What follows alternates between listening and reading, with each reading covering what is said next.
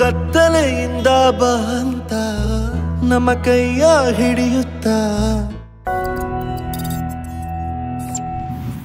ಬಳಪ ಹಿಡಿದ ಭಗವಂತ ಇರುತ್ತಾನೆ ನಮ್ಮ ಸುತ್ತ.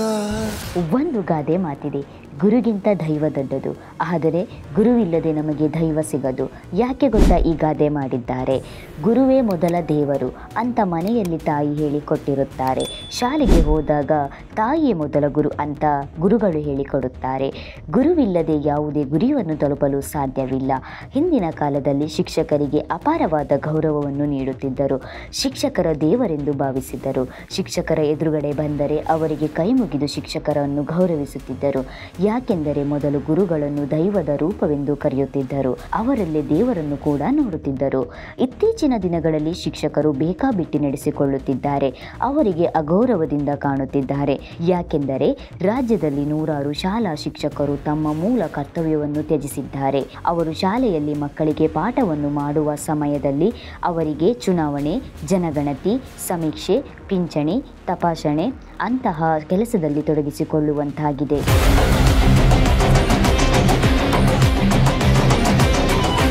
ಶಿಕ್ಷಣ ನೀಡುವುದು ಇವರ ಉದ್ಯೋಗದ ಮೂಲ ಭಾಗವಾಗಿದ್ದರೂ ಅದು ಇತ್ತೀಚಿನ ದಿನಗಳಲ್ಲಿ ಶಿಕ್ಷಕರಿಗೆ ಸವಾಲಾಗುತ್ತಿದೆ.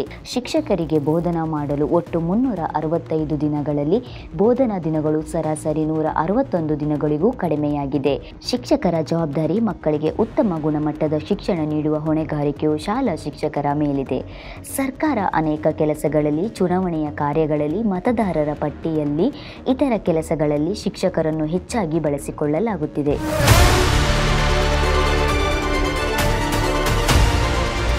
ಇತ್ತೀಚಿನ ದಿನಗಳಲ್ಲಿ ಚುನಾವಣೆ ಬಂದರೆ ಸಾಕು, ಶಿಕ್ಷಕರನ್ನು ಮುಂಚೆಯೇ ಕರೆಯುತ್ತಾರೆ. ಶಿಕ್ಷಕರು ಮಕ್ಕಳಿಗೆ ಪಾಠ ಮಾಡುವ ಬದಲು ಅವರು ಸರ್ಕಾರವು ಹೇಳಿದ ಕೆಲಸವನ್ನು ಮಾಡುವಂತಾಗಿದೆ.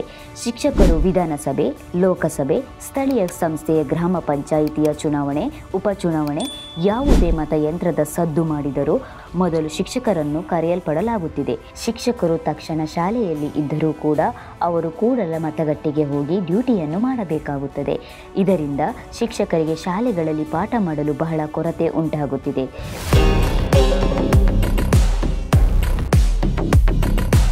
ಪ್ರತಿಯೊಂದು ವಿದ್ಯಾರ್ಥಿಯ ವರದಿಯ ಅಂಕಗಳ ಪ್ರಕಾರ ಶಾಲಾ ವಿದ್ಯಾರ್ಥಿಗಳು ಫಲಿತಾಂಶ ನಿರೀಕ್ಷೆಯ ಮಟ್ಟಕ್ಕಿಂತ ಕೆಳಮಟ್ಟದಲ್ಲಿದೆ.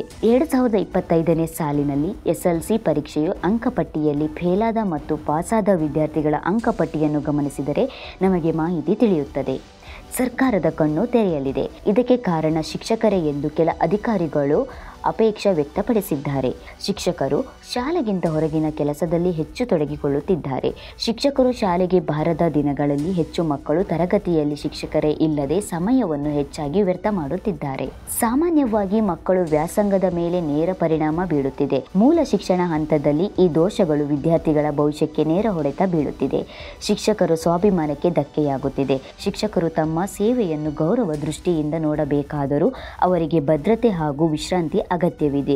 ಶಾಲಾ ಸಮಯದಲ್ಲಿ ಬೇರೆ ಯಾವುದೇ ಸರ್ಕಾರವು ಕೆಲಸಕ್ಕೆ ಶಿಕ್ಷಕರನ್ನು ನಿಯೋಜಿಸಬಾರದು ಎನ್ನುವ ನಿಯಮ ಪ್ರಾಯೋಗಿಕವಾಗಿ ಅನುಷ್ಠಾನಗೊಳಿಸಬೇಕು. ಶಿಕ್ಷಕರಿಗೆ ಚುನಾವಣೆ ಅಥವಾ ಇತರ ಕೆಲಸಗಳಲ್ಲಿ ಯೋಜನೆ ನೀಡಿದಾಗ ಅವರ ಬದಲಿಗೆ ಬೇರೆ ಶಿಕ್ಷಕರನ್ನು ನೇಮಕ ಮಾಡಬೇಕು.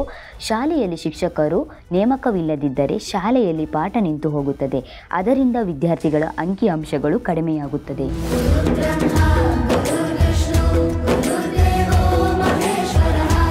ಶಿಕ್ಷಕರು ಶಾಲೆಯ ಹೃದಯ ಭಾಗವಾಗಿರುತ್ತಾರೆ. ಅವರ ಅಮೂಲ್ಯ ಬೋಧನೆಯ ಸಮಯ ಸರ್ಕಾರಕ್ಕೆ ಬಂಡವಾಳವಾಗದಿರಲಿ.